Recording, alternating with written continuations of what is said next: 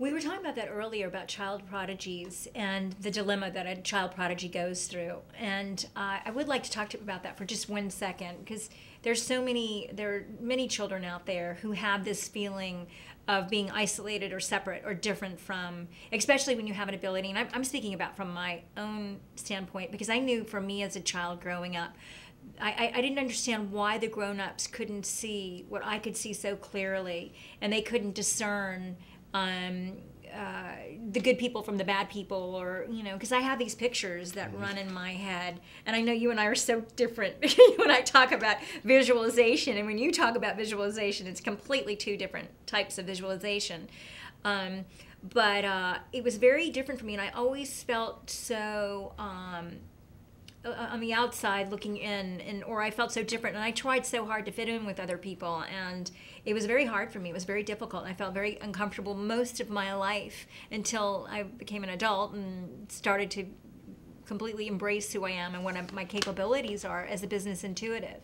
But for yourself and for other child prodigies that you've worked with, what have you seen? What's it like for them? What's their experience, and how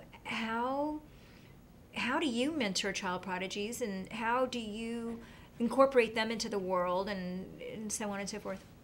Oh, good question. Well, there's a few things in that.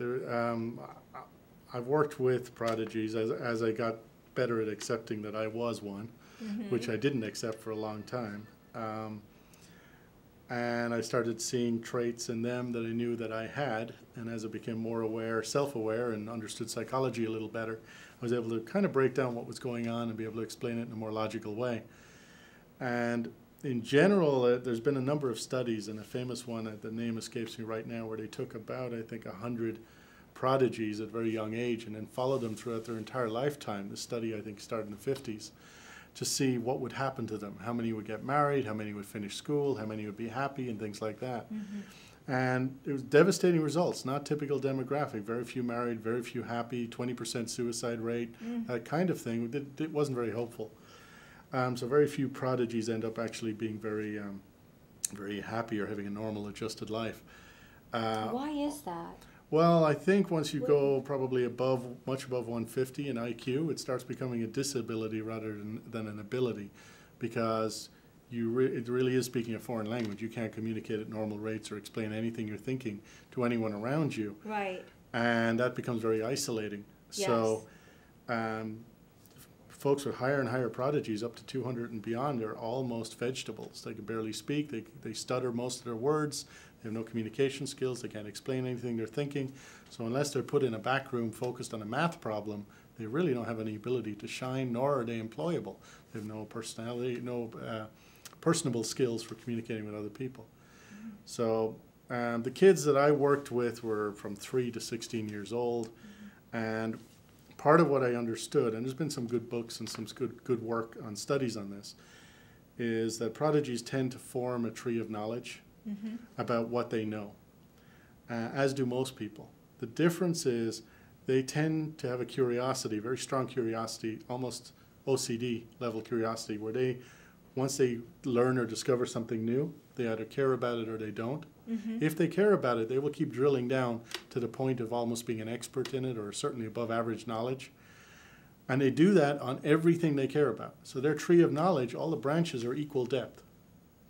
Now, the biggest mistake a prodigy keeps making is they just assume everyone must be just like them.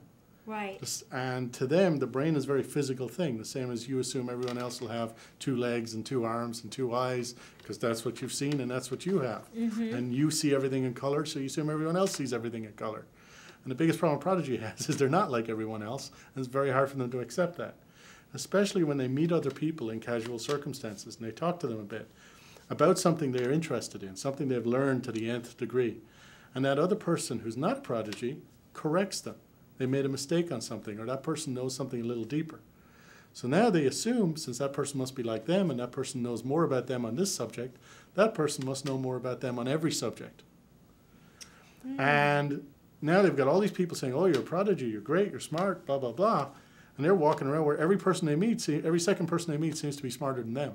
And that's a huge dichotomy for a kid to deal with. Right. And what actually happens is other people's tree branches and tree depths are random based on life experience. They're random depths. They care about things to different levels. And they happen to know one area deeper than the others, but maybe everything else they know barely anything about. But the prodigy doesn't know that. They assume if they're smarter in one area, just like them, they must be smarter at everything.